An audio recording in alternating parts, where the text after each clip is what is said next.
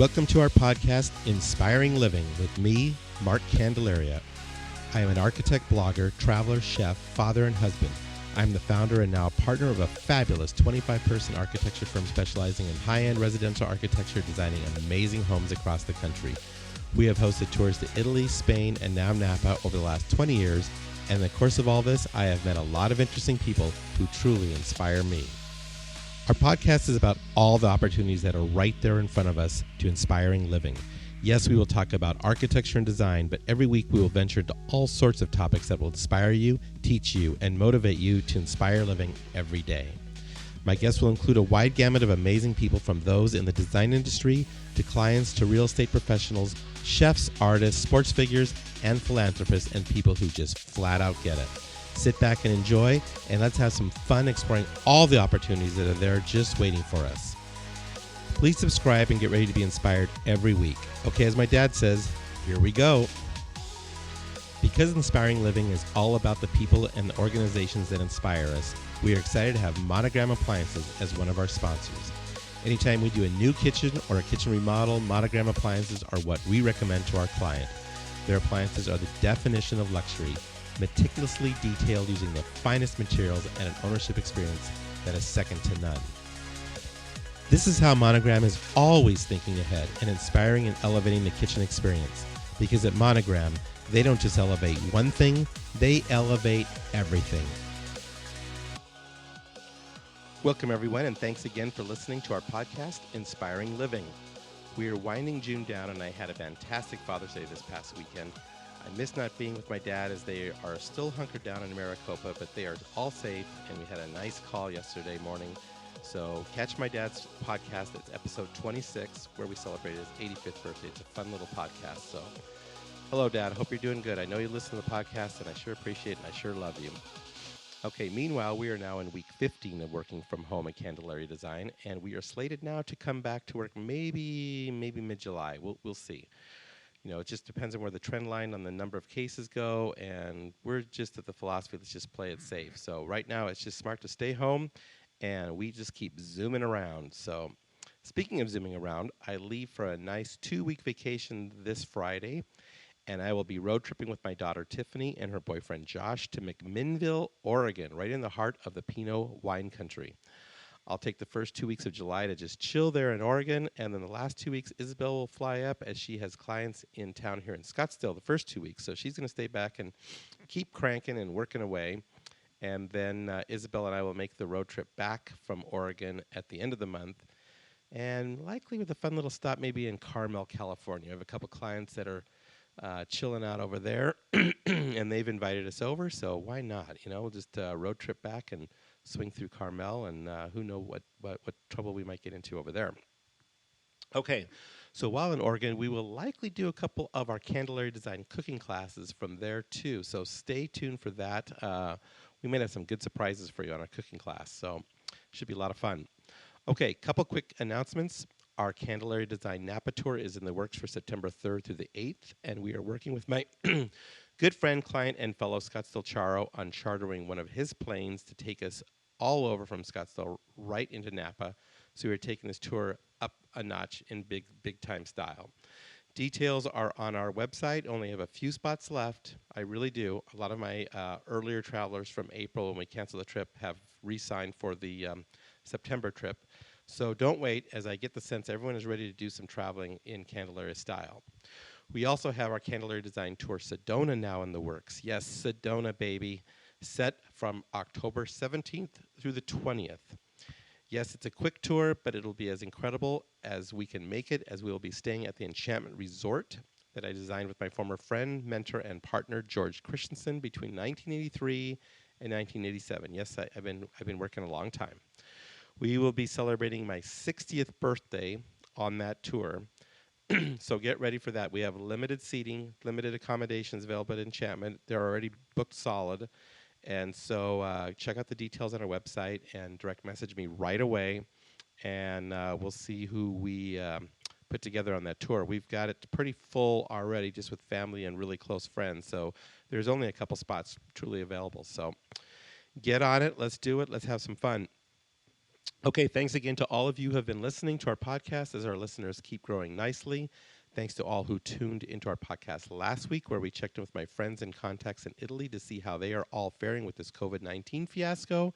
That was a lot of fun, and we'll check back in on them in a few weeks and just see how things are transitioning over there in Italy. Italy's definitely on my radar. We want to move our 2020 trip that was slated for this September and October. We're going to move it to next year. And it is Isabel's 50th birthday. We'll still be in the midst of celebrating my 60th birthday. So we're going to do a mega combine birthday celebration, Candelaria Design Tour Italy, where we will finish it all up in the beautiful Lago di Como at the Villa d'Este. So get on the list for that one because that will be amazing. I'm hoping by the fall of 2021, we're on the other side of this whole thing. So let's think positively. Let's plan ahead. Let's make things happen. We're going to manifest that we're on a better side of this whole thing by 2021. Okay. So today's podcast features an amazing abstract artist from Austin, Texas, Cody Hooper. He will join us, and I have had the pleasure to become great friends with Cody, and his work and story are definitely inspiring. So check it out. Okay, have a great week, everyone. Stay safe, and let's finish June with love, compassion, and most of all, positivity. Okay, here we go. Today's guest is American abstract artist Cody Hooper. He is a fabulous artist who has had work committed by a number of my clients and prominent members of the Scottsdale scene, including Bob and Renee Parsons, and has pieces of his work featured in the Andre Cohn Fine Art Gallery in Old Town Scottsdale. We are good friends on social media and have followed each other for many years now. So welcome and thanks for joining us on our podcast, Cody. I understand you are not at your house. Where are you? I'm actually sitting in the parking lot at Home Depot. in Austin, Texas, right? Yeah, I'm in Austin, Texas. Actually, I'm in Dripping Springs right now. Okay. Wife sent me over here to get some soil to pot some plants today, and it's actually an overcast day for once, and kind of nice. So that's good. That is where I'm at, and the kids are home and crazy. So I figured, you know what, this is a better place than any to do an interview. Yeah, well, you're crystal clear sitting there. You're sitting in your truck, you said, right? Yes. Yeah, so I'm sitting in my truck. Yeah. Sounds like a country western song. Sitting in my truck at Home Depot in Austin, Texas. You know, it sounds like should be a country song. Doing a little podcast with my friend Mark over there in Arizona. Yeah, that's awesome. I told your daughter yesterday on when she emailed me. I was like, I feel like Oprah is asking me to be on her show. Well, I got a long way to go to catch up with Oprah, but you got to start somewhere. You got to start somewhere, right, buddy? Yeah, no, I was excited to do this with you and admire everything you do. I mean, you're well, vice versa, amazing designer and architect. So. Yeah. Well, I'm trying to create a lot of walls for you to hang a lot of art. So that's the game plan, right? That's a good thing. Yep.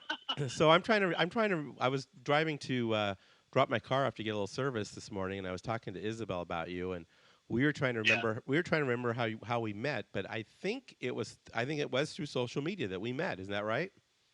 Yeah, I had reached out. I remember. Oh, this is when I lived in Santa Fe about 7 years ago, I think. I was reaching out to designers in Arizona because I thought, that would be a good market for my work. Yep. Out there. And she came across my Facebook feed one day, and I thought, wow, she does amazing work. And I kind of connected with what she did. Yep. And so, I reached out to her, and she suggested that I show out there. And I happened to be going out there for some reason. I don't recall what it was. And she introduced me to a gallery that she did business with out there. So that's how we met.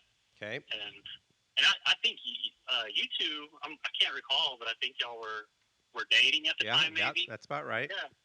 Yeah. Yeah, and that's how Isabel and I met. We met on Facebook. That's how we originally connected. So I've met a lot of people that way, which is great. And I've seen the outcomes of those relationships, and many of them have just been tremendous. I mean, they would have never happened any other way. So no, I agree. I agree. It's Yep. become a really good platform to get to know everybody. Right. And then I think at some point we went up to Santa Fe or Albuquerque, and we had dinner with you. I think someplace. Yeah. Was it Las Cruces? No, we were in Las Cruces. We never went there. So Oh, either okay. Santa Fe or Albuquerque. I think we thought it was Yeah. I forget the place in Espanola, Paquera or Oh, yes, that's where it was. It was in Espanola. Yeah. Espanola, right? Yeah, it feels like a while ago. Oh, yeah, it was a long while ago. We were trying to remember, but we Yeah. think that's where it was, because that's where Isabel's from. She's from there. Yeah, that's right. That's So, right. And I was living in Santa Fe at the time, so it was a close place to meet. yep. Yes, So, sir. so you're an amazing and highly respected and recognized abstract artist. And so, for my listeners who are not familiar with you, tell us about Cody Hooper and who you are, and then we will get into a little more detail on all aspects of your life. But tell us what you do and what your gig is. Well, so I've been an artist my whole life. Since I was 4, I was drawing, and I just always have loved art. And started off doing realism and realistic work, and kind of mastered that. And I got bored with art for a little while and kind of put it down, and came back to it. It always just kind of came back to me, and I decided to do abstract work. There was something exciting about it. So It was was that a when you little were bit still a different. kid or in high school, or was that already after? No, this is when I was in high school. I actually had an art teacher that kind of bumped me and said, "Hey, why don't you get away from doing realism and do something different that you've never done before and do abstract work?" And I was like, "Wow, okay, I'll try it out." And I ended up winning a couple awards, and I think I was in the newspaper, and um, did a big competition, and got some ribbons for it, and decided that I kind of liked doing abstract work, and it was different, fun. Yeah, So that's cool. I've been doing that professionally now for about 12 years and doing art consulting. And it's interesting that people connect with it so well. It has a lot of elements of realism in it. And I Right. think that's what kind of separates me from most contemporary artists or abstract artists, is that I use a lot of light and a lot of depth in my work. And, it's hard to create dimension with abstract. Right. It's more of emotional painting, Yeah. if you want to put it that way. And until you've done it, it seems easy, it looks easy, but it's absolutely the most difficult style you could paint in. Yeah, I would think so, because I mean, just so you know, your story virtually parallels my story. I was a really good artist as a kid and took art a lot. I had a great art teacher in 7th, 8th grade, and you know, I won awards, I won ribbons, and I was always a realist too. I tried abstract a couple times, but it was exactly what you just said. It's like I could never uh, give it dimensionality. It just didn't resonate with me, and so I always stayed Right. in the realism world, and obviously then transitioned into architecture, which is totally real. Uh, but I've always Yeah. been fascinated with art. I'm painting right now. Actually, I'm going to finish a painting next month. It's a painting of Isabel that I'm working on. Uh, Oh, yeah. That's but nice. yeah, but I totally get what you mean. I mean, I've had another great artist here in town, Nikki Wohler, on one of our podcasts a few months ago, and we actually did the podcast from her studio, and that's the type of Very art cool. she does. And I'm just so fascinated by it, I guess, because I can't do it. And I guess I've never really tried. I've tried when I was younger, but I wouldn't even know where to begin. And I think what you do, from what I've seen of your work and what I know of your story, is you try to tap into what's going on in your life, your emotions. I mean, I think you really make a connection, right? Oh, yeah, definitely. And as an artist, I think really good artists, have some kind of turmoil, or almost not a dark side, but you have things that you're kind of fighting to communicate. Right. And you know, for a lot of artists, that's how we communicate. Right. You know, so that's kind of always how I've used it. It's always been my therapy, and I fought with depression and anxiety for most of my life until I started doing art full time. It was my crutch, if you will. Yeah. To get those feelings out, get those emotions out, and so that's what I've always gone to and gravitated towards. Even when I was a kid, my father got in a lot of trouble when I was younger. I was So you grew up in Texas, right? Yeah, I grew up in Texas. My father was a police officer. My mom stayed at home. She actually painted as a hobby artist. Huh. So I kind of got that knack from her. I sat there as a kid and watched her paint. And, of course, as a kid, you can't play with oil paints in the house. So she kind of got me interested in it early on. And I was that kid that sat there and drew his toys instead of playing with them. Interesting. That's cool. Yeah. So, but, my dad got in a little bit of trouble, and he actually got into drugs, and some things happened when I was younger, and he was arrested when I was 11 years old. Wow. And I saw that. I saw it when it happened, and it was super traumatic. I still have PTSD from it, and I was on medications for a long time, almost a decade. I was on all kind of antidepressants and things like that. And when I made the decision to become an artist full time, all of that stuff slowly went away. I got off. How did you make that decision? Was it gradual, or was it like one day you woke up and said, "Damn it, I'm going to just do this. I'm going to be an artist. I'm going to put 110% into it," or was it something that just kind of came along the way, and you realized that, hey, I'm going to be an artist? I actually went to school to do drafting and design. I have a degree in drafting and design, and I've always been into architecture and never thought I could be an artist. I couldn't make a living at it. I heard that over and over. Yeah, that was the same thing for me. Exactly. Yes. And then I went into a gallery out in Dallas, Texas, and I saw an abstract painting in there, and I thought, wow, I could do this. I totally could do this. And I just started. I contemplated going back to school and getting an art degree, and I talked to a friend of mine, and she said, no, you just need to take 4 years and paint. Yeah. So that's what I did. Yep. It took 4 years, and within 2 years, I was doing it professionally. Interesting. From that point, so yeah, and I say that about so many careers out there. I mean, I think, we talk about this all the time, especially recently, about the whole college thing. And I dropped out of college and just started drafting and just got a job as an architect, and off I went. I didn't need 8 years of college or 6 years of college, whatever it was, and the debt that went along with it, And I just think there's so many careers that if you follow your passion like you did and I did, there's definitely an avenue, even in this high-tech world today. I think the college thing has all these kids kind of duped, and thinking they need a 4-year degree and $60,000 of debt to learn how to make pottery or, whatever it is.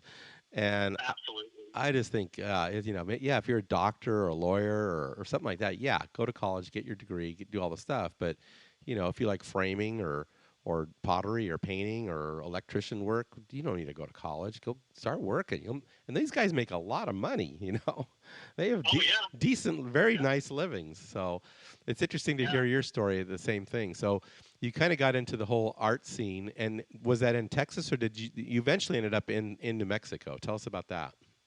Yeah, so I was living in Austin, and I had a gallery representing me on 6th Street, which still represents me today. Yeah, how old were you then? I'm sorry? How old were you at that point when that happened? I was 29. Oh, okay. When I retired. I like to say I retired at 29. So tell me a little bit about the years between 20 and 29. I want to hear about that a little bit. Between 20 and 29, I was doing a lot of graphic design work. I worked for industrial sign company, which was doing a lot of technical drawings. Interesting. Project management, a lot of stress, a lot of deadlines, a lot of hours. And then I decided to start painting at night. And believe it or not, I don't even like to tell people this because it kind of sounds bad, but I put an ad on Craigslist, of all places. And I started promoting my work there. Yep. And, people started writing me, and I started painting paintings for $800 or Yep. $1,200 or whatever I needed to survive. Yep. And I would say within 6 months of doing that, I was making more working nights. You know, I'd get off work at 6 o'clock. I'd come home, eat dinner, go to the gym. I'd come back from the gym, and I'd paint until 2 in the morning. I'd go to work with paint on my hands the next day. And that's awesome. That's a great story. I started doing more income that way than I was working this stressful, hard job. And my boss at the time actually told me. I sat down and talked to him and told him all this, and he's like, "Man, do what you love. Do what you love." Yep, totally. Yeah, and he actually was one of the people that stood behind me of everyone in my family that doubted me and told me, you know, you need insurance, you need stability, all these things that come with a 9 to 5. Yeah. He was the one person that told me, go ahead. Yeah, that's awesome. That's awesome. You're lucky. Told me to go. You were lucky you had that guy there. That was a big deal, a big game changer for you. Oh, absolutely. We're still really good friends. Yeah. He's a mentor to me. So. Yeah, and that's that's the other thing with all the guests that I've talked to over the course of this year on my podcast is how important mentorship is to all of us. And then at some point we become the mentors, and it's important for us to remember that lesson and really do our best to give back to the young people that are going through all the challenges and the doubts. I think we all have those doubts. I know I did for years, and I still do to a certain degree. I still have that kind of chip on my shoulder, like, well, I never did get a degree, and am I really that good? And well, I'm sure at this point I shouldn't worry about that, but that always lingers on your shoulder, kind of, doesn't it? Yeah, a little bit. Yeah, a little bit it does. But I remember sitting there and praying. I still remember sitting there and praying and crying on the floor that if this was what I was supposed to do, that God would make a way. Yeah. He'd make a way for me to be an artist.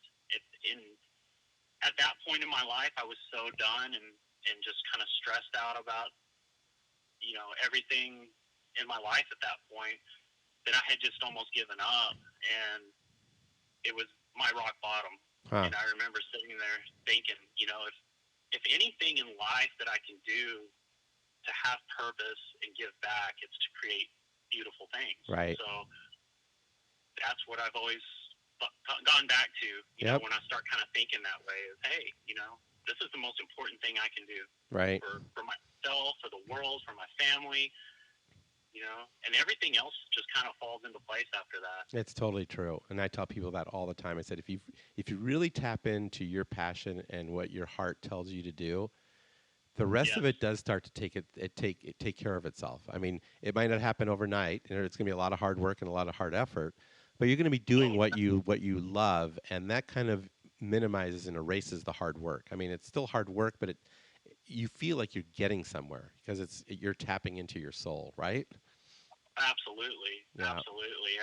And to this day, if I'm not painting and I'm not creating, I'm not working, that anxiety and tension kind of comes creeping back towards me. When we moved from Austin, or from Albuquerque to Austin, we had about a 2-month period where I didn't have a studio. We were in a rental until the house was completed, and that was really tough. I set up a little sawhorse table, and I painted as much as I could in that environment. Right. I realized at that point I really need a studio in my life, and I really need these 4-hour blocks of time to work uninterrupted and create and kind of get in that zone. Yeah, totally get what you mean. Yeah.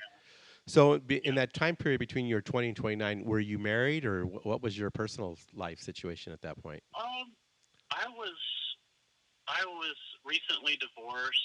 I had my first son when I was 23. Okay. And I divorced probably 4 years after that, and I was in a relationship at the time.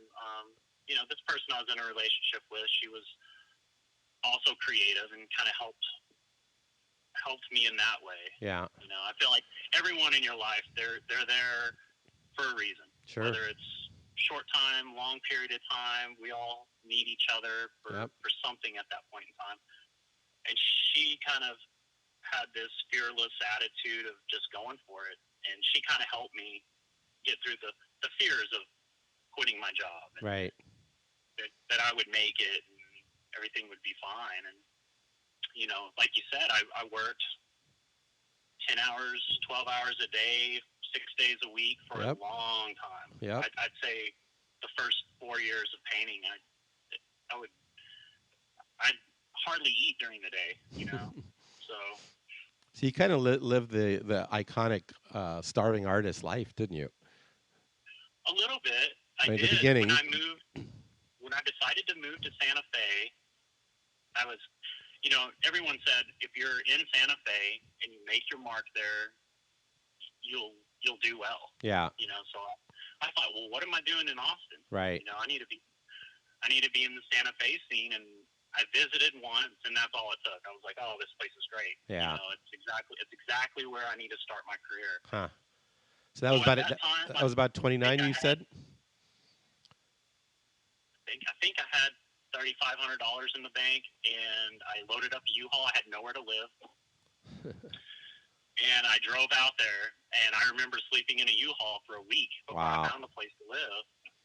And, you know, I was essentially homeless yeah. at that point. But I knew I just needed to go. I needed to get out there. Right. So then how did you get the break? I mean, did you find a gallery that started carrying your work, or what did you do? Oh, yeah. So when I first went to Santa Fe, I made an appointment with one gallery. One gallery wanted to see my work. And this is kind of an interesting story about how you have to be persistent, especially as an artist. You have to be persistent. Yep. I went to 27 galleries, and the one I had the interview with, she told me I needed a degree and I needed to be making 6 figures a year before she would hang my work on the wall. Wow. So that was very deflating, and I had loaded up a U-Haul with all this art, and I brought it out there, and I was there 3 days. I went to every gallery, talked to every gallery, cold walk in, introduced myself. You know, it was extremely humbling to sit there and do that, and everybody told me no. Every gallery went said nope, didn't want to talk to me. I finally went. The very last gallery I went to, on the last day, he told me no. And as I walked out the door, he said, "Wait, I really like this one piece. Can I keep this one piece?" Huh. I said, "Sure, go ahead." And so, you know, we signed a contract, and he decided to keep this one painting. And then he decided, you know what? I'll just take everything. Let me just have everything, and we'll see what happens. On the way home the following day, I got a phone call from him, and he'd already sold 7 pieces. Holy mackerel. Within that time. And he said, "This has never happened. Wow. It's not normal, and I want everything you can give me, pretty much." So, you know, imagine the emotional high from that. Well, you know? let's go back. I mean, you went to No. you went to so many galleries and got the constant no's, you know, and until you went to the 99th yard line and went over the 100th yard line to get to the touchdown, did you get the yes, you know? And I think that's a lesson that I'm taking away from this that I hear again from so many people. It's like, you know, there's the people that, you know, hit stardom on day one, but that's the 1% of the 1% of the 1% that ever happens to, and most of them burn out immediately because it was a fluke. But the people that can take their passion and their hard work to the 99th yard and push it over that goal line, those are the people that I see have lasting power. They have put all that effort in, and they've got the talent, and boom, just like you said, all of a sudden that day that guy sold what, 7 paintings, you said, or something like that? 7 pieces. Yeah. That's just amazing. And what another thing that was really crazy is I got home, and then my gallery from Austin called and said Taylor Swift bought a piece of my work, which was mind-blowing. You know, I thought, wow, that's crazy. You know, I think in that month I ended up selling 20 paintings or so, and I did so much visualization. I think that is, you know, I'm sure you do the same thing, meditation, visualization, and And I remember writing down all the pieces that would sell and how many I would sell, and it was almost an exact match. It was Yeah. like goosebumps, hair raising. You manifested it. Yes, you manifest Yep. everything, Yep. and Isabel tells me all the time. She goes, I don't know how you do it. You are like the best manifester I've ever seen. And I think it's exactly what you said. It's like you put it out there, you make it happen. And, it might not happen exactly the way you did it, but it's going to come pretty darn close. And yeah, so, and the other thing you said earlier is you just put your work out there on Craigslist. I think a lot of people are afraid to toot their own horn. And unless you unless no one's going to come toot your horn for you. I mean, right, you gotta get your work done, get it out there, get it in front of people. And thank God for social media now. It makes it so much easier than it yeah, was 10, 15 years yeah. ago.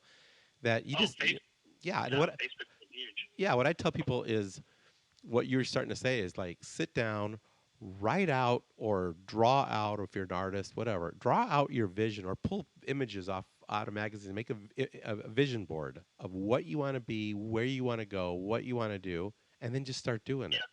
Yeah, And it'll happen. It will happen. Most people again stop at the 10-yard lines. Well, this isn't happening yet. You could have easily quit after right. the first 10 galleries you went to, but you kept Oh going. yeah, You know, so that's a great story. I love that. So then yeah.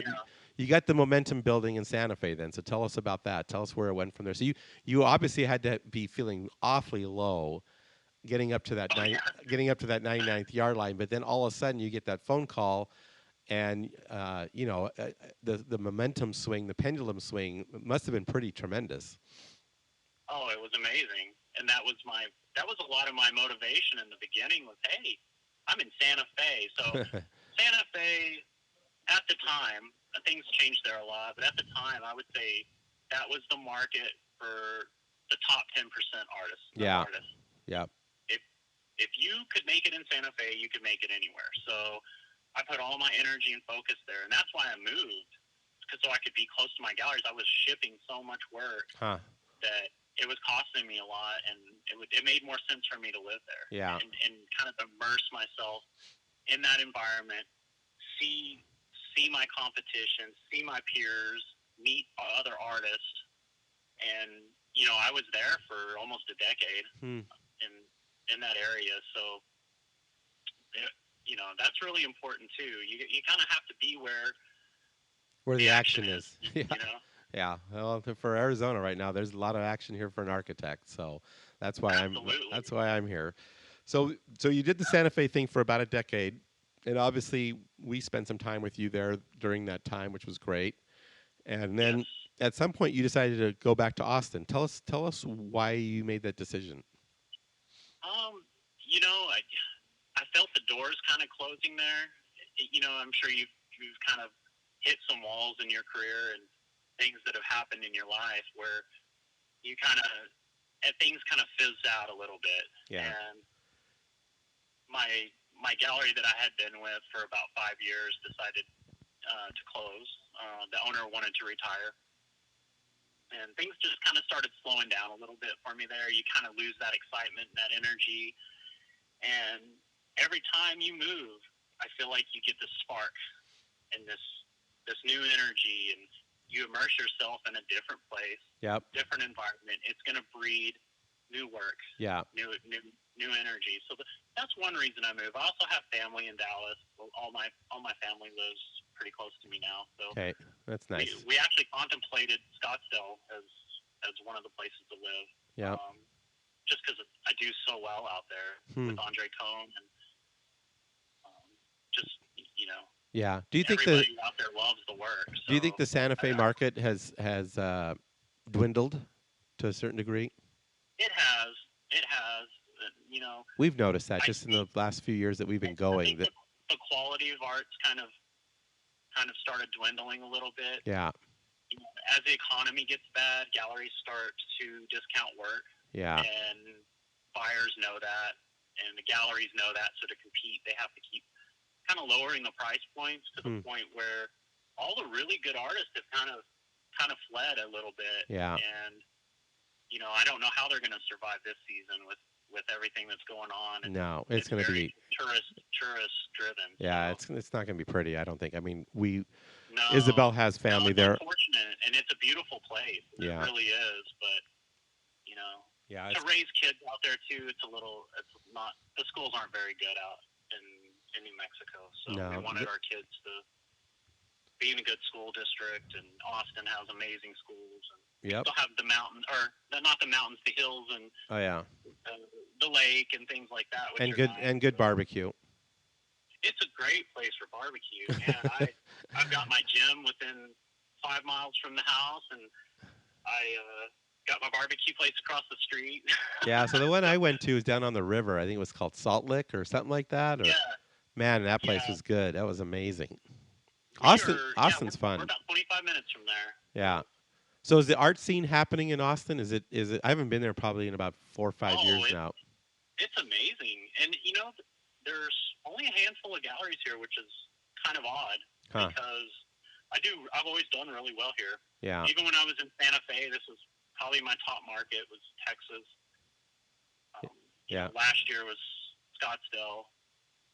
And so between Scottsdale and Texas, I'd stay really busy. Wow, those are two good markets. I mean, between Scottsdale and what's going on in Austin, I mean, you're in two good hotbeds right there, I think. Yeah.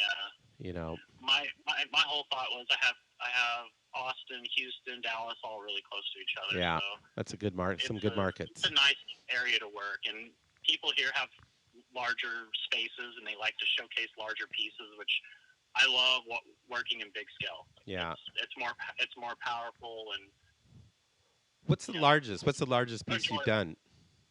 I did a piece for the Address Hotel in Dubai.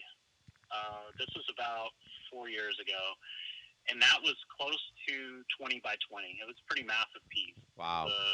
A silver leaf sculpture piece. So when you say 20 by 20, you're saying 20 feet by 20 feet? Yes. Wow. Yeah, it was so large I had to lay it out in my garage floor and get on a ladder and take a picture from it up top. Yeah. Well, I'm just trying to think when you do a piece like that. I mean, you can't stand 40 feet back to paint it to be in the proper perspective, right? So Right. So what I do is I'll split things up into 4 panels or 3 panels, whatever I need to do to be able to ship and work on it and move it around and things like that. So, yeah.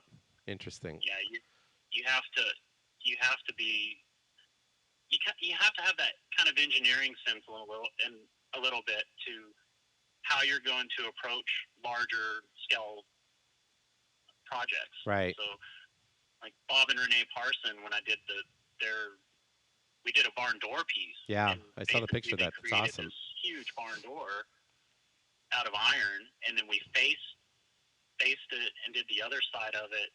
We faced it with a painting. So it was several panels of just straight MDF that we ended up fastening to this door that moved back and forth. So that was a very interesting deal there. That's cool.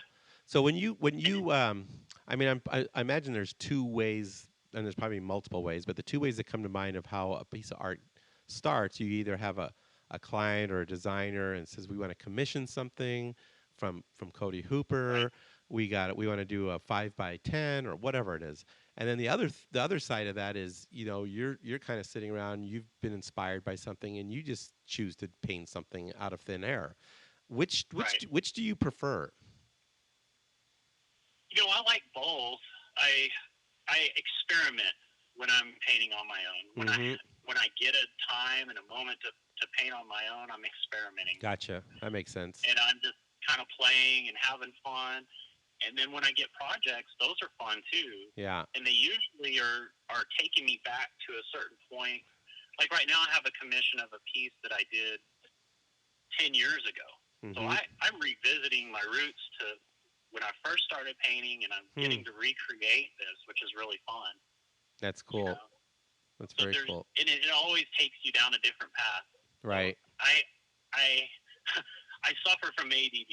As you can tell by my interview. I kind of am all over the place. I'm the same way, and I love that. I mean, I think that's part of being an artist. I think your mind is just going a million miles an hour, and there's just not enough time in the day to capture all the thoughts and projects and ideas I want to do every day. You know, I mean, I could go forever. So if you go to one of my shows, I've got 20 paintings, and they're all different styles, and they're all just. And galleries hate it. They're like, oh my god, your work's all over the place. how am I going to hang this? And how am I going to make it flow and look right? But it always works, and we Yeah. always do well because I'm excited and passionate about every single piece I do. That's so I'm cool. not doing 20 of the same pieces and getting bored with it. Right. It really shows. So when you Shows commission it. a piece of art, and I'm kind of curious about this because I have worked with artists and commissioned pieces of work, mostly sculptures. Right. But what I find fascinating is the process of that. Like I'll have a client says, I want to use Cody Hooper. I want a painting that's 5 by 10. I'm thinking of something Right. like this. Something kind of like this. And so, how do you start with someone like that? Do you interview them? Are you trying to find out what they're after, or do they just Yeah, say, Cody, just give me something. I want some black. I want some red. Blah blah blah. How, absolutely. or is it always A lot of different? times, yeah, a lot of times clients don't know what they want. Right. They Trust me, I know. think they know Yeah, what they I want. trust me. I know that gig. So Yeah, they think they know what they want, and they'll send me a picture. And what I'll usually do is I'll get photographs of their house and their decor and kind of what they have going on. right. And that's where the consulting part comes in. Okay. And I feel like to be a good artist, you have to be a good consultant. Okay, You have that's to be able interesting. to look at the space and fill it out, and Photoshop's a great tool. Yeah. So I use Photoshop a lot. Interesting. I have a client I just did 25 renderings for. Huh. And, that perfect piece will speak to them as they're looking through.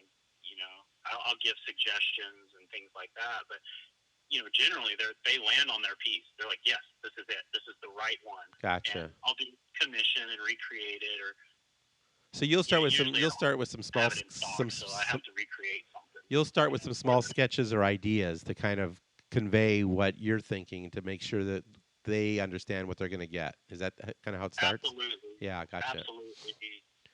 And scale is very important, and the flow. A Yeah. lot of times they have other artists in their home. Yeah.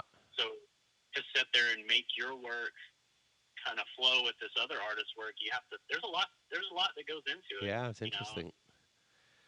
Yeah. That's very cool. So then in Austin now you're working away there, right? And you got a gallery that represents you there in Austin. What's the name of the gallery there? This is Russell Collection Fine Art. They're on 6th Street, West Okay. 6th Street. So Gotcha. they're downtown in the mix of all the bars and fun. Yeah, that is a lot of fun. That is such a fun town. I think that's the other thing that's so neat Yeah. about Austin. You got the music The vibe, you got the energy's art really vibe. cool. It's a very good energy Yeah. to be out here. And every time I come back and visit, I'm like, man, I've got to get back here. This is just such a cool place to live. And Yeah. it's so fun. You can live anywhere you want in the world. Yeah. And Yeah, no, Austin's neat because, like I said, it's got the food, it's got the music, it's got the art, it's got the technology. So you got a really diverse group of people that live there. You got the college there, Yep. so it's a very energetic city. Every time I've been there, I just love going there. So yeah, we're gonna go downtown tonight and have date night. there you go. Or Saturday night away. So how's the whole COVID thing over there? It's not too bad where we're at. So we're almost in Dripping Springs, which is about 25 miles out of Austin. Okay. We're right there on the border of Austin and Dripping Springs. So we're in a nice community, and it's not as populated. Right. So Maria's actually a nurse out here. Okay. And she's hardly seen anybody that's had it, or they've had it previously. Yeah. They're testing for it. But she hasn't had any active cases or anything like that out here. Wow, And that's good. Well, we're in a hotbed. people- We're in a hotbed here in Arizona right now. Our cases are going through the Yeah. roof. So Yeah, we're not really sure why. We thought 120 degrees would kind of decimate it, but it doesn't seem to be doing it. So the heat doesn't kill this thing, man. This thing is amazing. no. So we've been doing a lot of preventative, zinc and Yeah. vitamin C every day and things like that. And we really have to watch our immune systems. That's the most important thing. Oh, I yeah. really think. Yeah. No. People are forgetting that, hey, if you want to be healthy, you need to still be working out. You still need to be getting in the sun. You still need to be taking vitamins and doing all these things. So Right. Makes a that's difference. kind of our protocol. Yeah, absolutely. So, in the course of our conversation and prepping for this podcast, though, you shared with me something very personal. about the Yeah. tragic deaths of your father and grandmother and that whole story. You want to talk about that a little bit? Yeah. I won't get too into it. It's kind of depressing, but Right. um, so when I was 29 and I decided to do all of this stuff, right in the midst of it, I was coming home from work one day and I was sitting on 35 and I think it was like 110 degrees and it was hot and miserable. And I got a call from my uncle saying that my father had murdered my grandmother and then committed suicide. Oh my And God. he was on drugs, and there was a lot of really bad stuff going on with, um, the drug cartel with him and different things like that. And I knew nothing about. I was Hmm. totally blindsided by it. And, that's when I really dove into the art even more and decided, hey, you know what? I'm going to get out of this town. I had, the FBI and police contacting me and, saying, It's hey, tough. you may want protective custody and these certain things to protect yourself. And Yeah. that's another reason I up and moved and Huh. decided, I needed to get out of this place and be somewhere a little more remote and peaceful. And Yep. but through all that tragedy and all that craziness, I just dove into the art, and that's been my go-to Yep. my whole life. Every time I've had a terrible moment in my life, I go to the studio, and that's when I've created some of the best work and most powerful work that I've ever done. Yeah. So, Yeah. Your soul's wide open, and you're able to tap into it pretty easily at that point, I would yeah, imagine. and So. you have to learn to put things on a shelf sometimes. Yep. We lost. My wife's grandmother passed away from the virus. Actually, Huh. she's from Ecuador, Wow. and we were just with her. 6 months ago, she helped us watch our kids and things like that, and she passed away. And my wife had a really hard time with it, and that's kind of what I've always preached to her is just, put a little bit on the shelf, and when you can come back to it and you're emotionally able, take a little off and Yep. digest it. Yep. You can't carry all that on your own. And I grew up, with my dad being incarcerated. I grew Sure. up with this stigma, Yeah. and thought I'm a bad person because my dad was a bad person, and that's not the case. No. And it's not until you're 40 years old that you look back and realize, hey, this doesn't define me. It's not Nope. who I am. Nope. Absolutely not.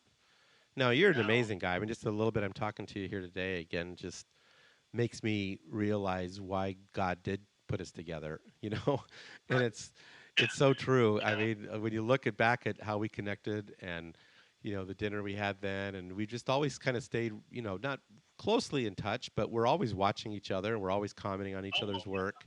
And I love that we've kind of maintained that connection, so absolutely. Me too. Me yeah. too. I admire everything you do. I I saw my younger self, doing what you do. So Huh. I appreciate design and architecture and the finishes and just everything you do are remarkable. Well, thank And you. Well, it's a little bit slower medium, and it's a little hard to abstract. But right. one of the things I was wondering is how long does a piece take you? Like, let's just say a 5 by 5 piece. Is it when you do abstract art? Is something you do just in a few hours, or is it something that might take a week or a month? Or I'll break it up into sections. So a lot of times it'll take about a week to do a piece, but I'll start with like the base colors and textures and things like that, and then I'll right? take a couple days off so I'm fresh, Yeah, and then I'll come in and I'll do all the fun stuff and kind of sporadic so for 6 hours, 8 hours. yeah. I work. You probably work like that too. You Oh probably yeah. work in little blocks of time, and Yep. you kind of need to recharge to come back at it and give it 110%. And that's how I've always worked. I learned after working 6 days a week and working those long hours, the less I work, the better the work comes out.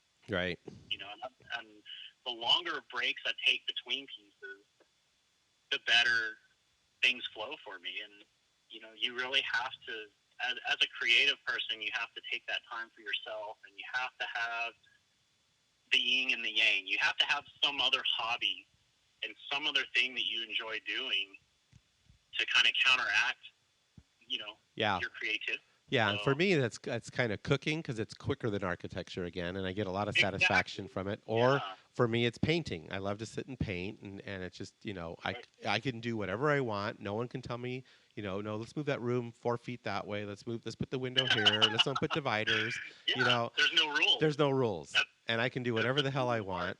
And what I find over the course of time, and that's why I was interested in this, is I might start something and then I have to put it up or put it away and go do my job for a while. And then I come back to the painting, and over the course of that time, there's been other things that have happened to me. There's other things I've seen, and sometimes then that piece of art kind of morphs into something a little different because it's. Oh, Does that happen to you? absolutely. Does that happen to you, Absolutely. Cody? Yeah, absolutely. I'll start a piece with a total clear vision of what I want to do, and it always goes a different direction. Yeah, it's interesting, you isn't it? know, It's interesting how which makes time affects makes it. commissions tough.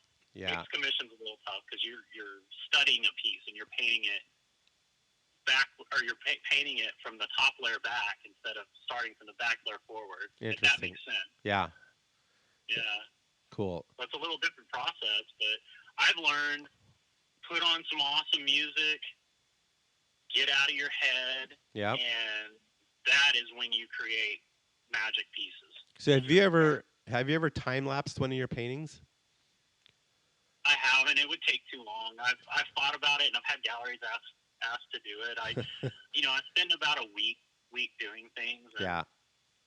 I just Well, it's the I same thing. thought about doing little clips of That's what I things would here, do. I mean, which I do. yeah, because I mean, think of a I've house. got a Venmo or a Vimo account, and I like to try to at least get the finished product Yeah. recorded. Yeah, you should do little clips. That's what I do when I do my houses. I'll just do a little clip Oh yeah, of one rendering or one sketch or something, and then I save it, and then when the final house is done, I'll kind of morph it into the actual finished product, and those are really cool. Just for people that is cool. to see the process. So I would encourage you to do the clips, even if they're All right, just I'll do one. you'll be amazed at how many people are fascinated by it, especially on your social Yeah, media. It'll go crazy. So definitely very do cool. that. So so what's new? I mean, you mentioned one of the things I was curious about is, like I said, I like to cook. I like to paint to kind of get away from architecture. What does an artist do to get away from painting and from art? I think you work out, or you. Yeah. I've always been into athletics and working out, and so I would call it bodybuilding. I'm not with the nutrition part enough to be a bodybuilder, you know, and things like that. But I like to lift. I like to lift weights, and so right now I've got a goal to deadlift 700 pounds. That's my Wow. goal, and I'm going to be 42 this year, and that's what I want to try to reach that goal before I'm that age. And I kind of keep these physical goals Yeah. and go in, and I start every single day lifting weights, or I'm on the stair climber for 45 minutes, Good for things you. like that. Just because when you're in the studio, you're not very active. Right. You're not. Your brain is completely in another direction, and Yeah. when you're physical, that's another meditation for Totally. me. So I Totally. get all my good ideas when I'm on the treadmill. I've got Yep. 40 minutes to sit and think. Yeah. Yeah. So, That's the same thing when I a lot of hike. people, I can jot down, 2 or 3 dozen ideas in the course of one hike. It's like they'll just come to me. yeah, It's like because I yeah, guess you're just not you're not being distracted by all these other things, and you're not doing what you normally do. And I think absolutely. the physical exertion also creates something that frees your brain and your creativity. So Oh yeah, all kinds of good chemicals. yep. Yeah, it's that those so, but that combination to me is my life. I work out, I get sore, I just kill myself in the gym, and then I come into the studio and I'm in this peaceful environment, and it's my yin and my yang. That's so And cool. I was reading a book that was talking about how important it is for people that are successful or at anything to have something else that kind of complements Right. that they don't get paid for, that they Right. just do for fun, and Yep. that's always been my my thing to do. That's cool. So what's next for Cody Hooper? What are you working on these days? You have some big projects popping up, or some things you really want to get accomplished in the next 5 years? I've been, since we've moved, I've been kind of um, going back to this minimalist style that I kind of started with. A lot of my earlier work was very minimalistic, and I've kind of evolved over the time and want to go back and revisit. So Yeah. that's kind of what I'm doing now. I'm going back to my roots, and I'm working on a series that's called an Enzo series. And the Japanese Enzo is a lot of circles, and Yeah. basically a whole idea of it is to kind of get out of your mind and just paint freely and not think about what you're doing and have fun. And that's what I've been doing. And That's cool. it's people are responding really well to it, and had a lot of fun doing it. And I kind of needed this break of the galleries being closed. And, Right. it's been quiet. I've had 2 or 3 months to just play and have fun and do what I want and Interesting. experiment. So that's what I'm doing now. Just a lot of experimentation. That's great. Yes. So what are some things you would tell your listeners about chasing your dreams and passion? Because I think you said some great things today, but if you kind of look back at where your whole life has gone and where you are at this point, what advice would you give to the listeners that are listening today? I just remember sitting in the cubicle at work and asking myself, is this it? Is this all I have for my life? Right. And I don't want to do this for 30 years or 40 years. I want to create and do something fun that I enjoy. And someone told me a long time ago that you do what comes easiest to you. Yeah. Whatever comes easiest to you is probably your calling and probably what you should be doing. And the hard part is trying to figure out how you make a living at it and how to market it. Right. But that stuff comes. You just create the most amazing thing you can create, or do the best job that you can do at whatever it is that you want to do. Yep. And someone else in the world is going to connect with it, right, and appreciate it and understand it, just like you do. Yep. So, Yep. No, that's great advice. I mean, as I say, just tap into your passion, tap into what resonates with you, and a lot of people are going to tell you can't do it. Oh yeah, most people will tell you that. The 99 people to the 1 yard line will tell you that. It's just that last person says, yeah, you know what, go try this. It only takes one person sometimes, and sometimes that person is you, unfortunately, because sometimes no one cheers you on, and there's always the critics, right? After the fact, you got to be able to take that and stand behind your work. And it's just a process. The whole thing is just a big process. And again, if you're doing what you're loving, a lot of that stuff kind of just rolls off your shoulders, I find. So absolutely, right? Yeah, you can't be afraid of criticism or negative talk at all. Just stay focused. Yep, stay focused. Most of them are just envious or jealous of the fact that you're doing something and they're not. So that's what I find. Yeah. It's really easy to criticize and complain and not do anything. So it's a little bit different to get out there and paint for 20 hours and create something. So yeah, it is. So I see more of your work is on Facebook than on Instagram. Maybe I'm just not on your right Instagram page, but you're definitely a good Facebook guy. Yeah, I'm not very active on Instagram. I think I opened an account when it was popular, and I haven't really done much with it. I need to kind of get with that part of it. But yeah, I'm on Facebook. You can find me on Facebook, and then my website is www.codyhooperart.com. Perfect. Pretty easy to remember. Perfect. Yeah.